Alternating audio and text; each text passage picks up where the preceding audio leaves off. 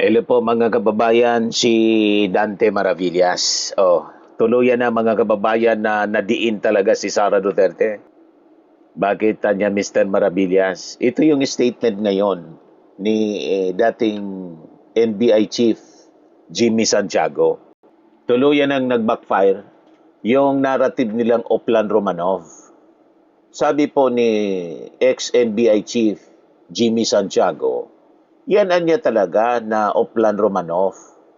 Isang banta at threat laban sa mga Marcoses. Hindi anya laban kay Vice President Sara Duterte. Sabi ni Santiago. O di ba? Na-validate mga kababayan lalo. Bumira nga niya Mr. Maravillas. Kasi ang katotohanan, recorded po yung pagbabanta ni Baste. Kaya tama yung sinabi ni Ping Lacson. Bakit niya hindi nakasama doon sa investigation? To reinforce the threat from the Vice President, yung banta laban sa ating Pangulo. Dapat kasama pa yon sa naimbestiga ng cybercrime division ng National Bureau of Investigation.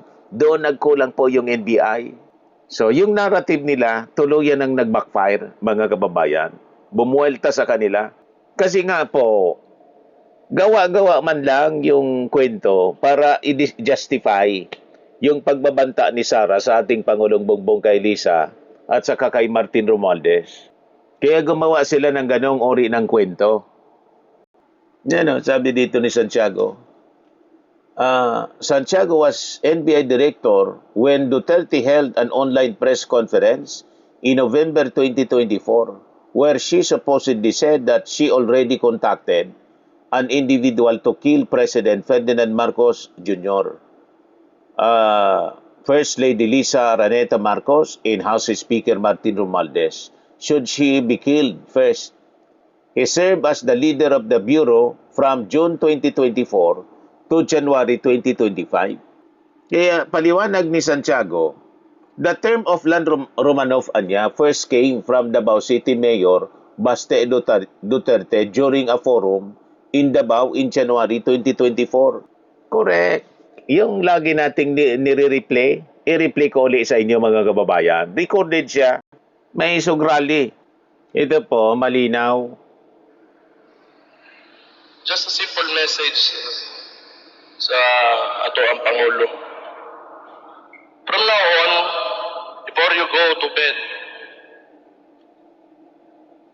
think of the Romanovs. Think of Benito Mussolini and his wife. And think of what happened to you in 1986. And maybe you'll reconsider the direction that you are taking.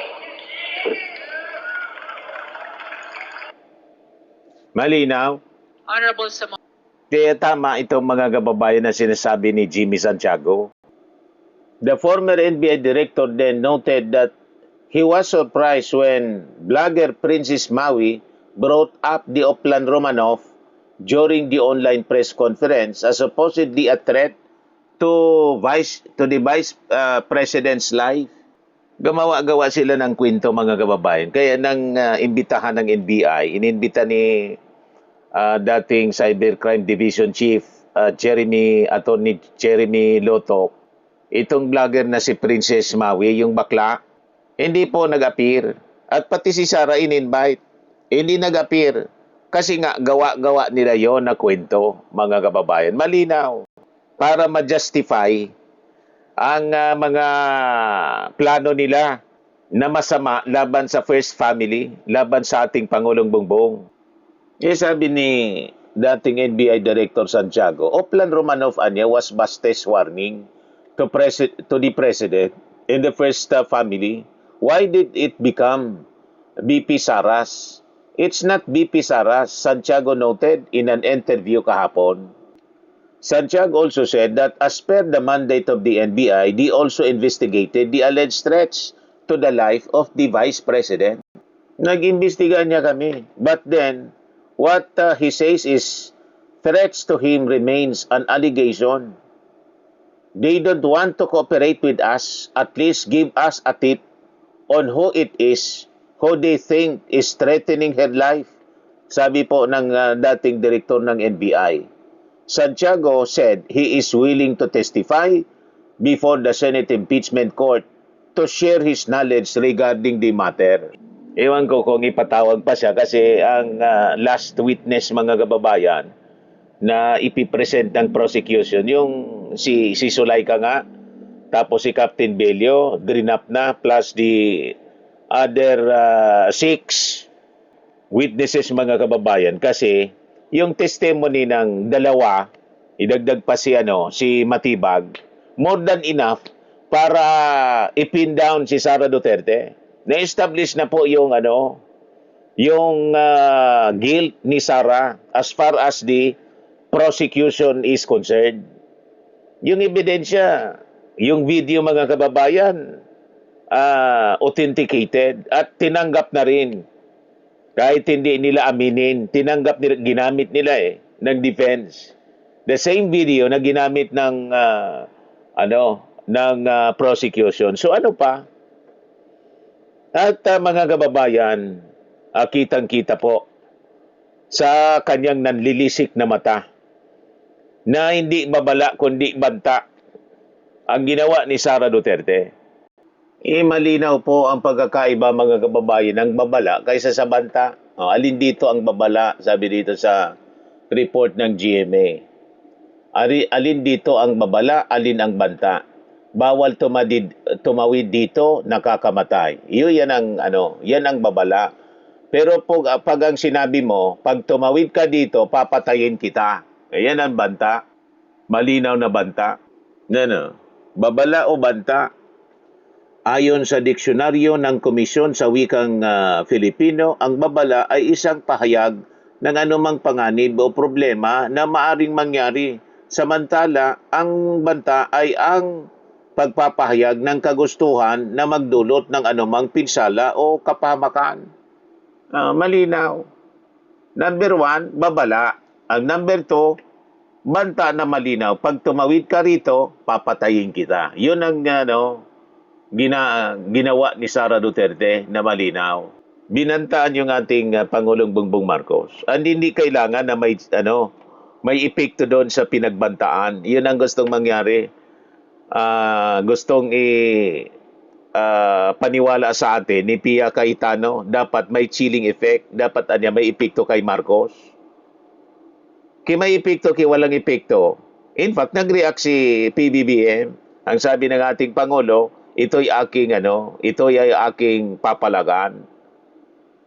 Di ibig sabihin, nire-recognize niya yung banta. Papalag nga siya ginagamit nilang argumento, pati ng defense, mga kababayan, kasi itong magkapatid, sumali na sa defense, na handa daw na makipag-reconciliation yung ating Pangulo sa interview ni Kato Nying sa sino man. Yan sabi niya hindi specific, general yon yung reference ng ating Pangulo sa sino man kasi hindi man pala away yung ating Pangulo. Ginamit yon ng defense at pati ni Pia Cayetano in support sa posisyon ng defense na wala man niya andang magpatawad yung ating Pangulo. So, gustong mangyari niya, gusto niyang paniwalaan natin na hindi banta kasi wala man niyang chilling effect.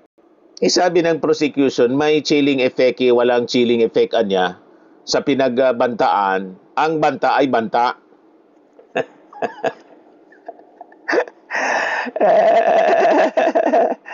Kung ano-ano mga palusot, mga kababayan pinagagawa nila at sumama sa posisyon ng defense, itong magkapatid, pati si Amy, pati yung mga DDS senators.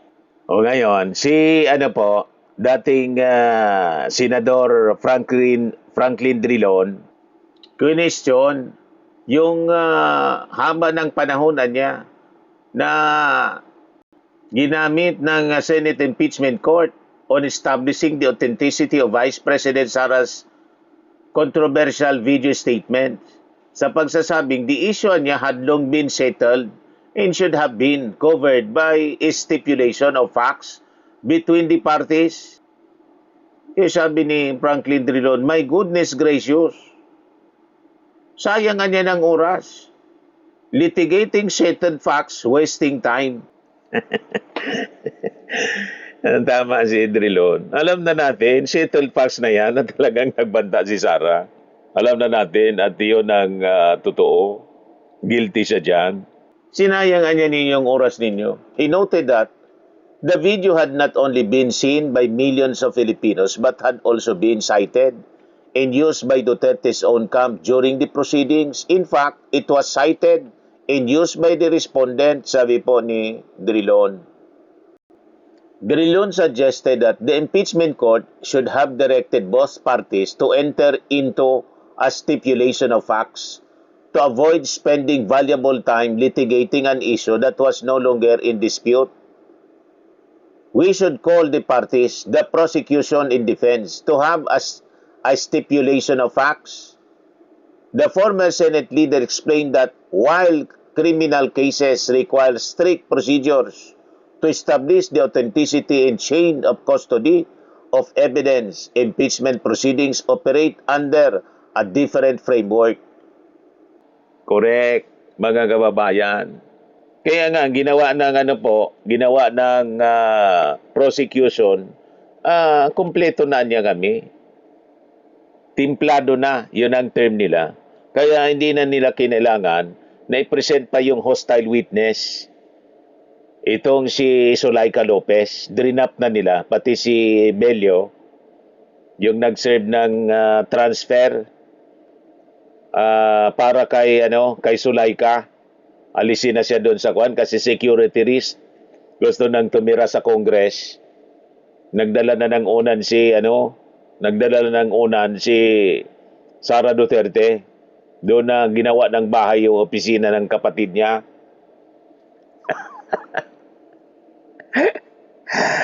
O, di ba? Mga kababayan. So, dirinap na. Yung dalawa, dinagdagan pa ng apat. Yung anim pa na supposedly witnesses ng prosecution. Hindi na i-present para mapadali na po. Kasi ano pa man ang itatanong, redundant. Paulit-ulit na lang po. Nakakasawa na. Tayo naman po, alam na natin kasi 1 year na po natin napapanood paulit-ulit na talagang nagbanta si Sara.